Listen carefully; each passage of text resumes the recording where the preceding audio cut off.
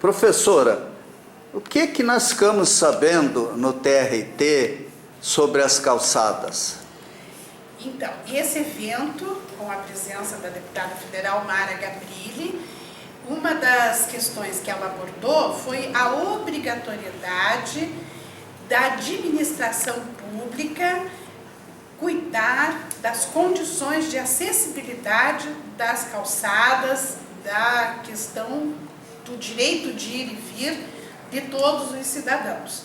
Então, segundo ela comentou, depois da Lei Brasileira de Inclusão, ficam os municípios responsáveis por isso, tendo a condição de resolver se paga sozinho o município, se divide a despesa com o proprietário, ou se vai cobrar do IPTU, ou se vai dividir a despesa. Então, existem várias situações em que eles podem, que a administração pública e proprietário e usuário podem se acertar, mas a responsabilidade é da administração pública.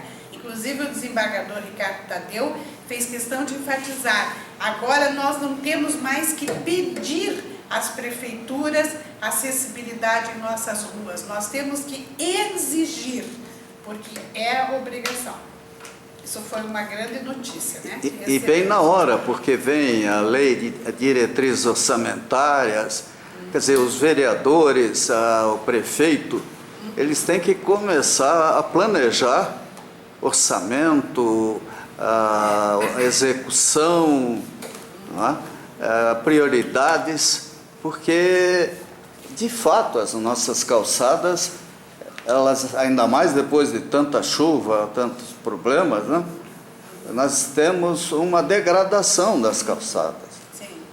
E nós, do Ninter, já imediatamente pensamos na calçada da Rua do Rosário, em frente ao Campos de Vila e em frente ao CRAIT, né? Então, eu agora já estou pensando em conversar com o Ricardo, que me acompanha e me ajuda nisso, no seu campo de conhecimento, como nós vamos agir, porque mudou. Então, não temos mais que pedir permissão para que o Ninter faça essa reforma, essa mudança. Temos que exigir que a prefeitura faça. Assuma. E a prefeitura realiza. Concorda? Sim, inclusive essa temática a gente já vem levantando há muitos anos, né, sobre a questão da calçada ser ou não um bem público. O Código de Trânsito Brasileiro, que é uma lei federal, define calçada, parte da via. Logo, sendo parte da via, não deve ser obrigação do proprietário do imóvel que começa do seu muro para dentro. Ou qualquer propriedade vai estar lá definida a frente, tantos metros de frente para a rua tal, por tantos metros de fundo, né, estabelecendo uma área particular. Dali para fora é área pública. O pedestre faz parte, é um modal de deslocamento ser pedestre.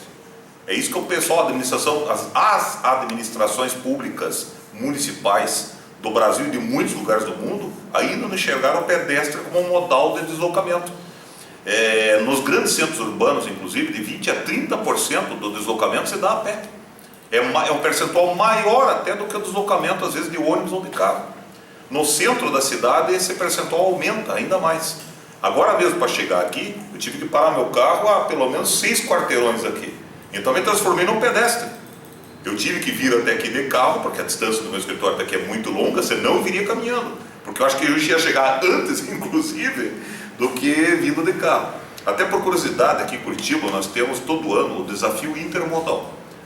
Para que outras pessoas tomem conhecimento, seria interessante até promover nos seus locais, nas suas cidades, esse mesmo tipo de desafio.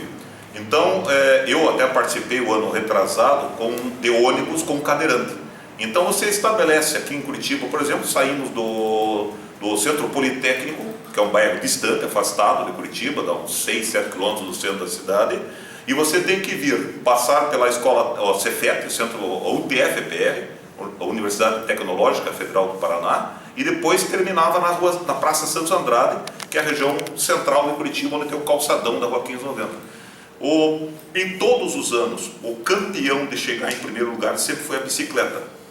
Esse ano, agora passado, inclusive, competiu a bicicleta motorizada, elétrica, junto. Então chegou em primeiro lugar a bicicleta motorizada elétrica, em segundo lugar a bicicleta convencional, em terceiro lugar chegou a motocicleta, em quarto lugar, pasme, chegou a pessoa correndo, em quinto lugar chegou o carro, em último lugar chegamos nós de ônibus.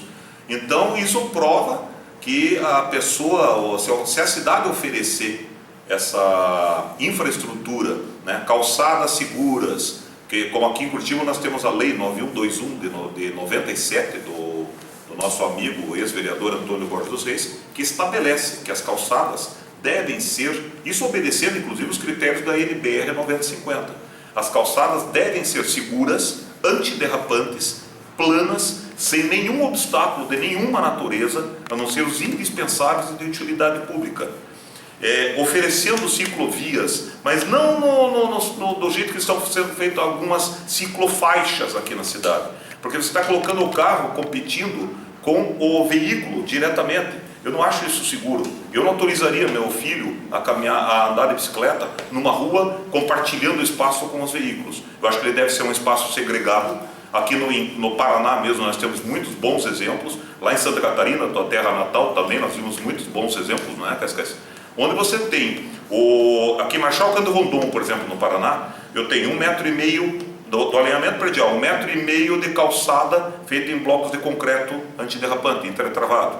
Depois vem mais 1,5 m de ciclovia sentido único. Depois vem mais 1 metro de faixa de serviço, onde ali eu tenho a árvore, eu tenho o poste, eu tenho a lixeira, eu tenho o paraciclo, isso é importante, que Curitiba não tem, né? Então você anda de bicicleta, mas depois tem que amarrar o poste no poste. E muitas vezes a pessoa amarra a bicicleta no poste, que é a sinalização da vaga da pessoa com deficiência. Isso nós vimos lá no Centro Politécnico, inclusive, uma bicicleta amarrada na vaga. Quando eu cheguei com o Zé Leite, nosso amigo cadeirante, eu não conseguia descer do carro porque tinha uma bicicleta estacionada na placa da vaga da pessoa com deficiência. Então a cidade tem que oferecer essa logística, tem que oferecer essa infraestrutura, para daí sim poder oferecer, cobrar que o cidadão utilize de forma correta. Agora, enquanto não tiver essa oferta, fica difícil de exigir.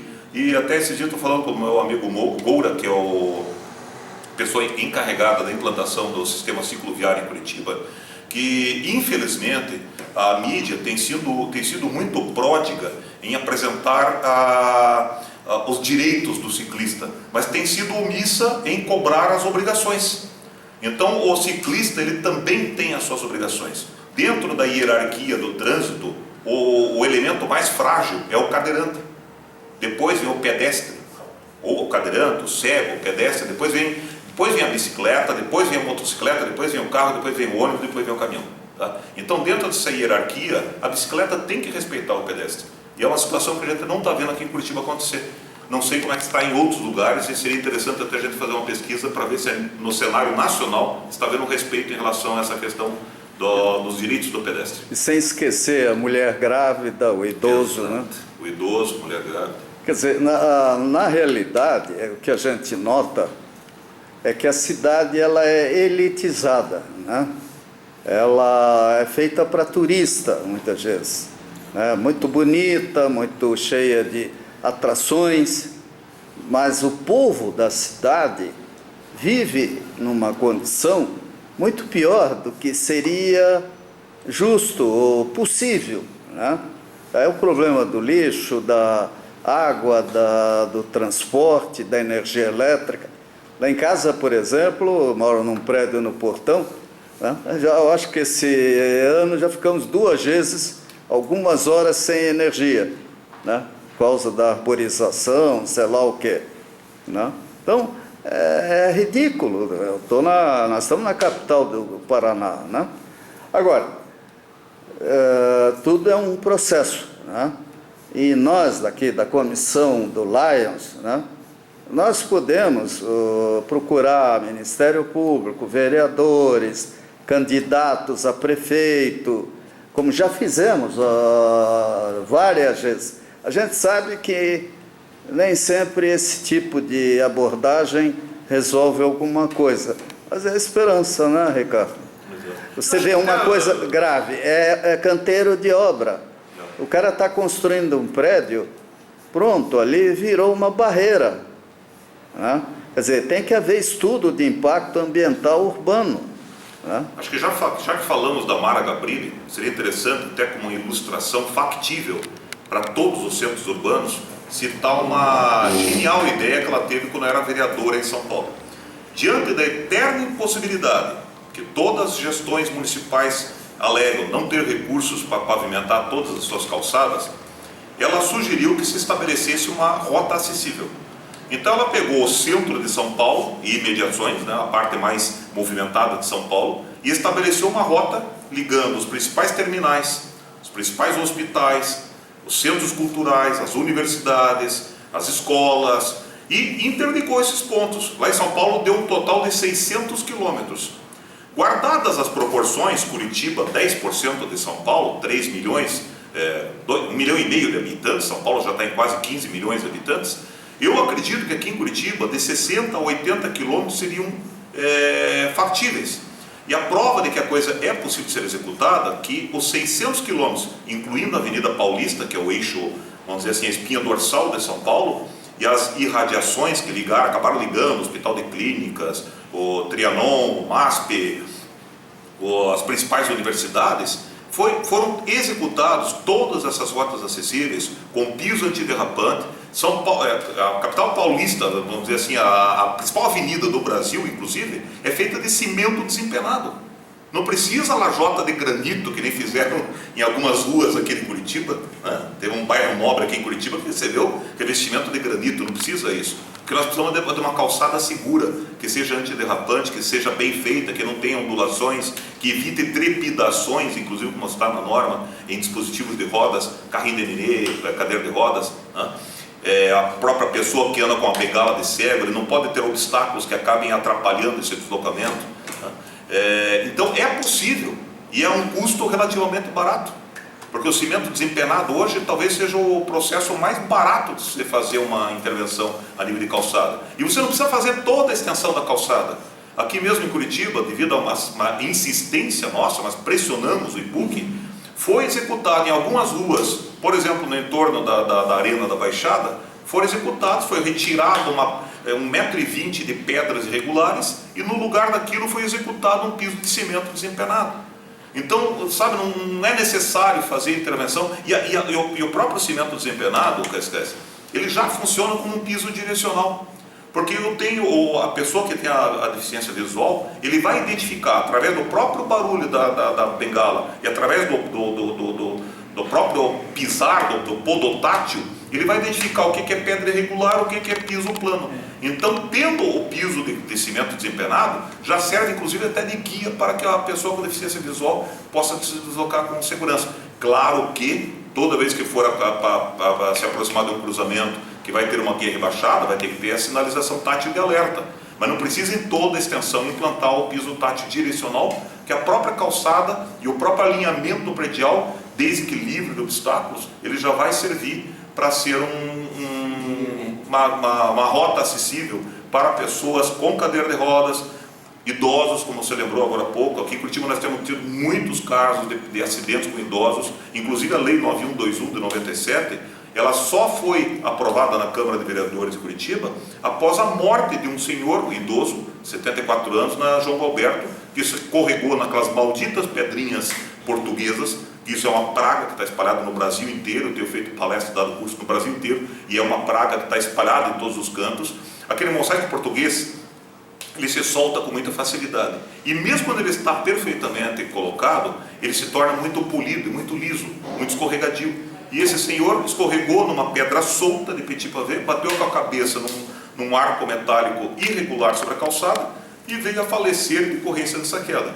Aí o Antônio Borges dos Reis, vereador na época, pegou a folha do jornal onde estava estampada essa morte, mostrou para seus pares na Câmara de Vereadores, e uma semana depois a lei estava aprovada. Então, mas por que o Brasil tem essa tendência da martirização? Por que eu tenho que morrer alguém para se tomar uma providência? Por que tiveram que morrer 249 jovens em Santa Maria, no Rio Grande do Sul, para que se começasse a exigir mais sistemas de segurança nas boates em caso de show? Então acho que nós temos que parar com esse processo de mortes para só então poder acontecer as grandes intervenções. Eu acho que é isso aí, Cascais, por enquanto.